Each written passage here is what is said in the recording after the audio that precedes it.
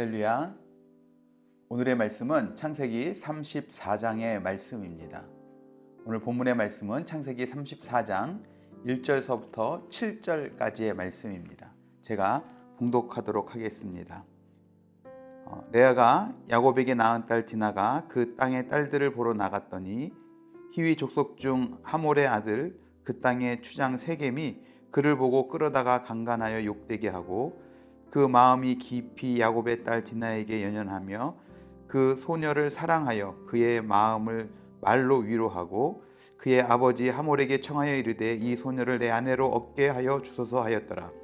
야곱이 그 딸 디나를 그가 더럽혔다 함을 들었으나 자기의 아들들이 들에서 목축함으로 그들이 돌아오기까지 잠잠하였고 세겜의 아버지 하몰은 야곱에게 말하러 왔으며 야곱의 아들들은 들에서 이를 듣고 돌아와서 그들 모두가 근심하고 심히 노하였으니 이는 세겜이 야곱의 딸을 강간하여 이스라엘에게 부끄러운 일 행하지 못할 일을 행하였음이더라. 아멘. 아멘. 성경을 읽다가 보면 정말 인간적인 생각으로는 굳이 이런 내용을 성경에 기록했었어야 했는가? 차라리 이런 부분들을 빼면 이런 이야기들을 기록하지 않았더라면 전도하기에 혹은 또 처음 신앙생활을 하는 사람들에게 좀 더 괜찮은 말씀으로 보이지 않을까 하는 정말 지극히 인간적인 생각이 드는 부분들이 있습니다. 그 중에 하나가 오늘 우리가 보고 있는 창세기 34장의 말씀의 내용입니다. 창세기 33장 말씀에서 정말 에서와 극적인 화해를 이루었고 우리가 또 내일 보겠지만 35장 말씀에 가서는 또 하나님께서 야곱에게 다시 한번 복을 약속해 주시는 내용이 이어지는데 33장에서 35장으로 이것이 자연스럽게 이어진다면 얼마나 정말 내용이 보기 좋습니까? 그런데 문맥상 빠져도 전혀 문제가 없는 34장의 말씀, 디나가 부끄러운 일을 당하는 이 내용을 기록하고 있는 이유가 무엇인가 하는 것입니다. 결론부터 말씀드리자면 우리는 오늘 이 34장의 말씀을 통해서 반면교사로 삼아서 이와 같은 안타까운 일들이 우리 삶 가운데 정말 일어나지 않기 위해서 우리는 더욱더 정말 올바르게 하나님을 믿고 의지하고 섬기며 살아가는 우리들의 삶이 이룩돼야 될 줄로 믿습니다. 오늘 본문 말씀을 보면 1절에 야곱의 딸 디나가 그 땅, 그러니까 세겜의 여자를 보러 나갔다라고 이야기를 합니다. 아마 디나는 그 땅 여자들이 어떤 옷을 입고 어떤 화장을 하고 어떤 놀이를 즐기는지 보러 나갔을 것입니다. 그러나 그것이 실수였어요. 가나안의 타락한 세속 문화에 대한 지나친 호기심과 관심 때문에 디나는 평생 지울 수 없는 상처를 입고 만 것입니다. 디나는 이미 세겜성이 하나님을 믿지 않고 우상을 숭배하는 곳임을 잘 알고 있었습니다. 따라서 그녀는 하나님을 믿는 자로서 가나안의 타락한 세속의 문화에 물들지 않도록 주의를 기울이고 그들과 어울리지 말았어야 했습니다. 그런데 지금 이 시대에도 디나와 같은 그런 성도들이 적지 않다 하는 겁니다. 아니, 세상 사람들이 어떻게 살고 행동하는지 알아야 그들을 전도할 수 있지 않습니까? 세상을 알아야 우리의 신앙을 더욱더 확고하게 지킬 수 있지 않습니까? 이런 말로 세상에 대한 호기심과 음란한 세상 문화를 접하는 것을 스스로 정당화합니다. 그러나 이것은 우리를 시험에 빠지게 하려는 마귀의 은밀한 유혹일 뿐이다 하는 것입니다. 성도가 세상 사람들과 함께 살면서 그들과 화평의 관계를 갖는 것은 당연한 일이지만 그렇다고 타락한 세상 문화까지 함께 공유해서는 안 된다 하는 것입니다. 타락한 세속 문화는 단호하게 배격하고 오직 경건에 이르기에 힘쓰는 것이 성도의 올바른 태도입니다. 그렇게 할 때 신앙적인 순수성을 지킬 수 있는 것뿐만 아니라 마귀의 유혹과 시험에도 승리하게 되어질 줄로 믿습니다. 또한 오늘 본문 7절 말씀에도 보면 야곱의 아들들은 디나의 소식을 듣고 즉시 심히 분노하고 흥분합니다. 그래서 결국 그들은 분을 참지 못하고 이제 25절 말씀에 가서 보면 이제 세겜 족속의 남자들을 몰살시키고 말았습니다. 그 결과 30절 말씀에 보면 야곱 일가는 다른 가나안 족속들에 의해서 보복당할, 그러니까 멸망당할 정말 극한의 위기를 맞게 되었습니다. 야곱의 아들들은 순간적인 분노와 혈기를 참지 못해서 큰 살인죄를 저질렀을 뿐만 아니라 이제는 피해자에서 가해자로서 도리어 세상의 지탄을 받는 대상이 되고 말았다 하는 것입니다.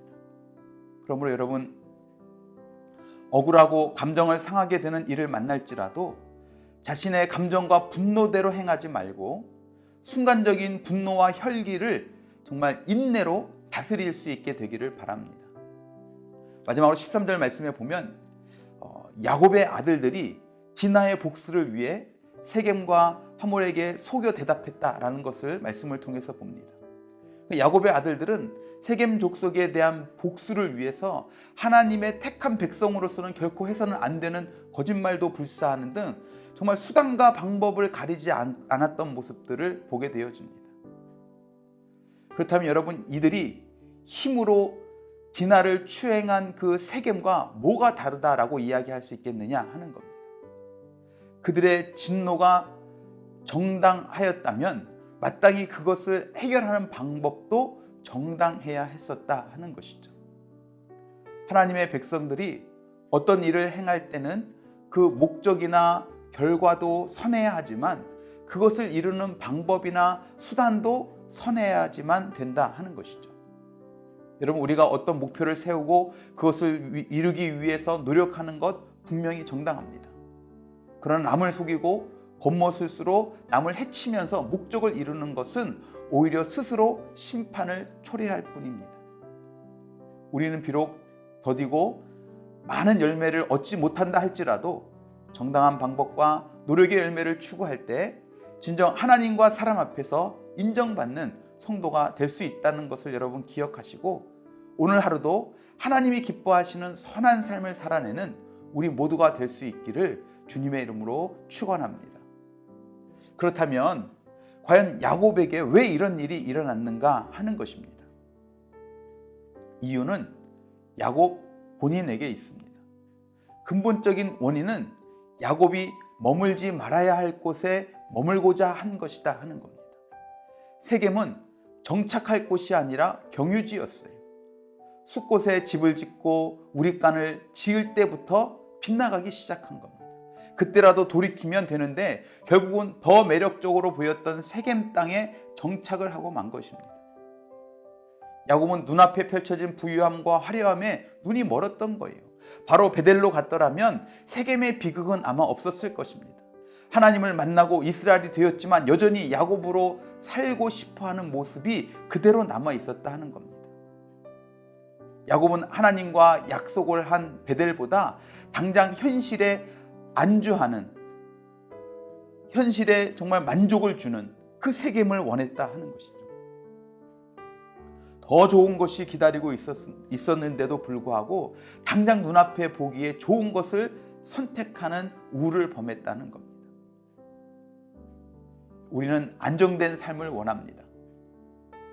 아무 걱정거리가 없는 것이 좋아 보이지만 사실 그때는 영적으로 가장 위험한 순간이기도 합니다.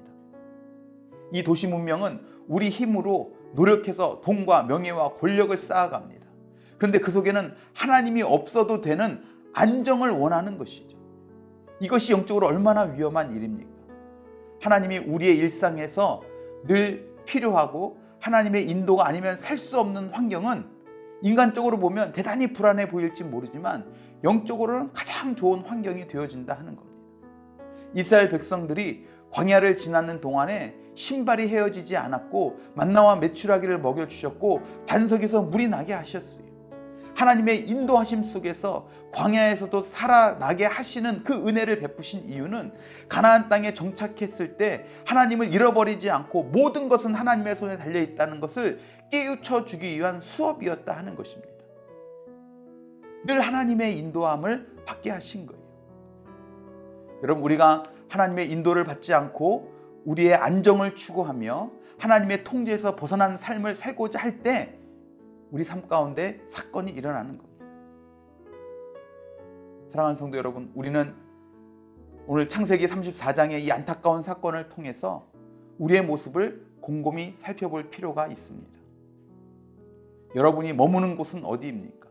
고집을 피우며 버티고 있는 것은 있지 않습니까? 내가 아니라 하나님이 원하시는 곳에 우리는 있어야 합니다. 우리는 하나님의 음성에 귀 기울이며 계속해서 그 하나님의 음성을 들어야 합니다. 우리는 세속의 도시 한가운데 살고 있기 때문에 보이는 대로 쫓아가며 본향을 지향하지 않으면 우리도 모르게 이 세상이 주는 매력 앞에 무릎을 꿇고 천국을 놓칠 수가 있다 하는 것입니다. 일어나 올라가라, 일어나 베델로 가라 라는 이 하나님의 분명한 음성이 저와 여러분에게도 들려지게 되기를 주님의 이름으로 축원합니다. 세상이 주는 달콤함을 이겨내고 하나님이 보여주시는 그 영원한 본향, 천국을 향한 순례의 길에서 실패하지 않는 거룩한 하나님의 백성들이 다 되시기를 주님의 이름으로 축원합니다. 기도하시겠습니다. 사랑과 은혜가 풍성하신 주님, 우리가 하나님의 말씀보다 우리 눈에 보기에 더 좋아 보이는 그것들을 얻으려고 우리가 머물지 말아야 될 곳에 머물고 우리가 바라보지 말아야 될 것들을 바라보고 하지 말아야 될 것들을 하는 그런 모습들은 우리에게 있지 않습니까? 하나님, 오늘 창세기 34장의 말씀을 우리 모두가 반면교사 삼아서 하나님, 우리가 정말 하나님의 말씀, 정말 우리가 보기에는 또 우리가 느껴지기에는 그것이 그렇게 크게 우리에게 다가오지 않는다 할지라도 정말 그것이 하나님의 말씀이라면 그곳에 정말 은혜가 있고 그곳에 정말 축복이 있고 그곳에 문제 해결이 있고 그곳에 우리의 소망이 있음을 우리가 믿음으로 바라보게 하시고 그 하나님의 말씀에 순종하게 하셔서 정말 하나님께서 말씀하신 그곳에 내가 있게 하시고 하나님께서 말씀하시는 그 일을 내가 행하게 하시고 하나님의 마음이 있는 그곳에 우리들의 마음도 있는 귀한 은혜가 우리들 가운데 있게 하여 주시옵소서.